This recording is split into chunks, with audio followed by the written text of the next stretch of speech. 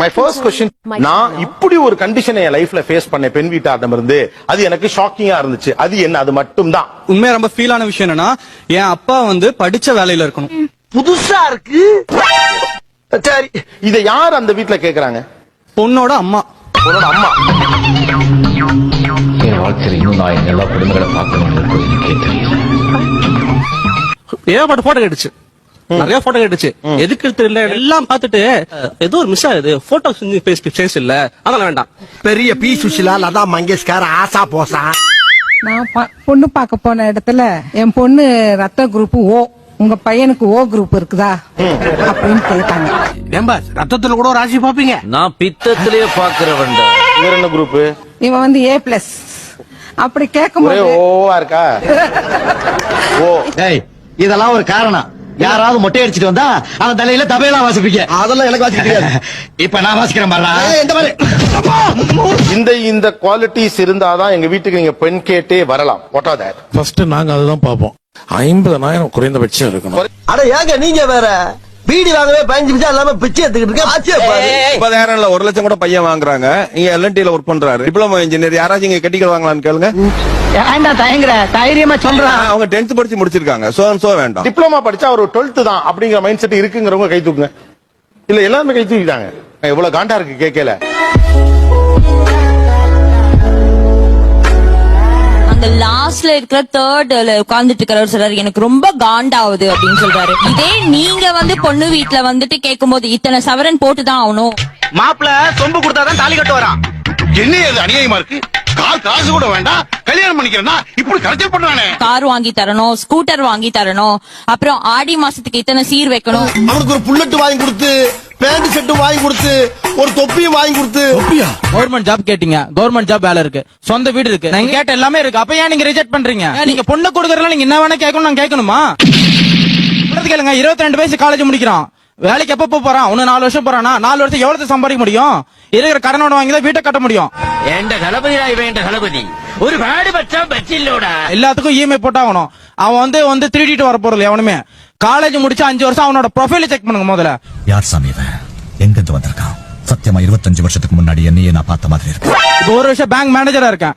4 வருஷத்துல இன்னைக்கு வரைக்கும் என் கையில 10 lakhs இருக்கு எனக்கு. நீங்க ஏன் இஎம்ஐ இருக்கும்போது கல்யாணம் பண்ணிக்கிறீங்க?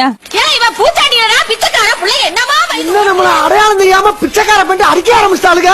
அந்த பொண்ணு வந்து நைட்டு அவங்க கேட்டிருக்கு, அந்த பையன் சம்பாதிச்சு இப்பதான் வீடு கட்டினாங்கன்னு சொல்றீங்க, அந்த வீட்டோட இஎம்ஐ யார் கட்டுறா? இஎம்ஐ இந்த பையன் தான் கட்டுறானா அப்படி கேட்டாங்க. ஆமான்னு சொன்ன உடனே அப்ப எனக்கு வேண்டாம். இறக்கம் இல்லையா உனக்கு? ஒண்ணு கிடக்க ஒண்ணு ஆயிருந்தா அவன் ஃபேமிலி யாரு மெயின்டைன் பண்றது?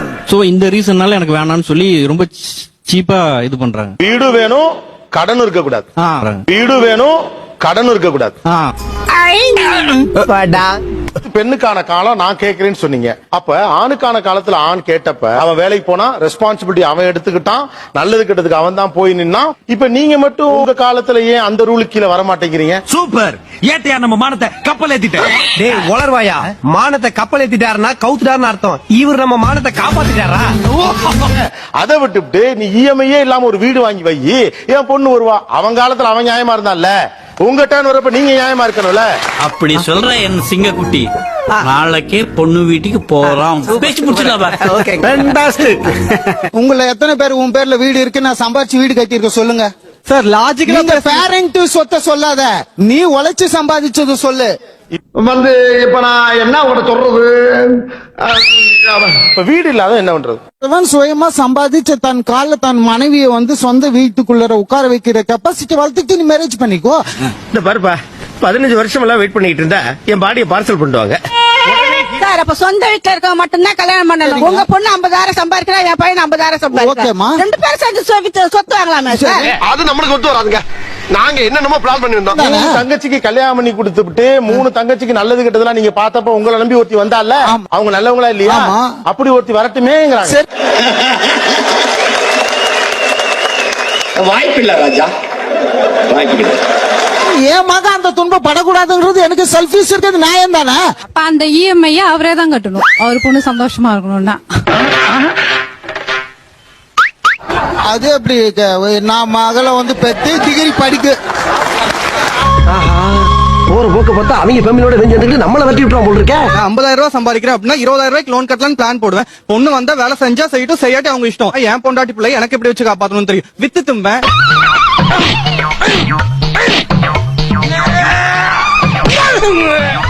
ஏன் மக கஷ்டப்படக்கூடாது. ஒரு அப்பா அப்படித்தான் நினைப்பா. நாளைக்கு நீங்களும் அப்படித்தான் நினைப்பீங்க.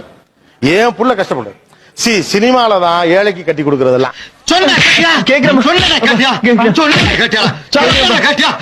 ஆனா ஆணின் வருத்தத்தை நான் முகத்துல பாக்குறேன். ரொம்ப காலத்திற்கு பிறகு இந்த மாதிரி சொல்லதான் இதெல்லாம் ஆச்சரியமா. ஒரு ஆணுடைய உலகத்தை யோசிச்சு பாருங்க. அத வேற ஞாபகப்படுத்திட்டீங்க.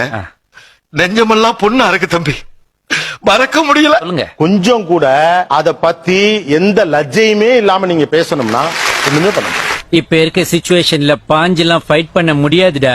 வேணா 10 அடி தூரத்துல இருந்து பஞ்ச் பேசிட்டு போயிடலாமா? அது பொண்ணு பார்க்க மாப்பிள்ளை வீட்டுல இருந்து வராங்க, என்னென்ன கண்டிஷன்ஸ் போடுறாங்க. பையன் நல்ல உத்தியோகத்துல இருக்கணும் சார், ஒழுக்கமா இருக்கணும், நல்லா அழகா இருக்கணும். ஏண்டா கடலமுத்து கருப்பா இருந்தாலும் கலையாத்திரனா இருக்க. நான் மாப்பிள்ளை மெயினா வந்து எனக்கு அழகா இருக்கணும். என்னமோ உங்க பொண்ணு சொல்ல வேண்டிய கோரிக்கை எல்லாம் ரெண்டாவது என் பொண்ணுக்கு ஈக்குவலா இருக்கணும். நீங்க சொல்ற அனைத்தும் என்கிட்ட இருக்கு. இந்த பவர் போட்டிக்கு தயாரா? ஓகே, இந்தந்த விஷயங்கள் இருந்தால்தான் எங்கள் வீட்டிற்கு நீங்கள் பெண் கேட்டே வர முடியும். What is that? எம்எஸ் படிச்சிருக்கணும், கிரீன் கார்டு ஹோல்டரா இருக்கணும் யுஎஸ்ல. Okay, green card holder, MS. சென்னையில யூஜி பண்ணிருக்க கூடாது. சென்னையில யூஜி பண்ணிருக்க கூடாது. 1.5 lakhs கண்டிப்பா நெட் சேலரி இருக்கணும். வந்துட்டு கார் இருக்கணும். ஓகே, அப்புறம் இண்டிவிஜுவல் ஹவுஸ் இருக்கணும். அப்புறம் ஏதாவது அப்ராட்ல இது கிடைச்சதுன்னா they have to go and settle over there. Okay, வெளிநாட்டுல போய் செட்டில் ஆகணும். ஆமா. எந்த நாடா இருந்தா ஓகே? யுஎஸ் இருந்தா ரொம்ப நல்லா. யுஎஸ். அப்படின்னா நமக்கு தண்டனை காட்டாங்க. அடே பேயில போமா. எங்க வீட்டுக்குள்ள நீங்க பொன் கேட்டு வரணும்னாவே உங்க ரெஸ்யூமேல இதெல்லாம் இருக்கணும். என் பொண்ணுக்கு நான் மாப்பிள்ளை பார்த்தேன்னா அவர் பிசினஸ் மேனா இருக்கணும்.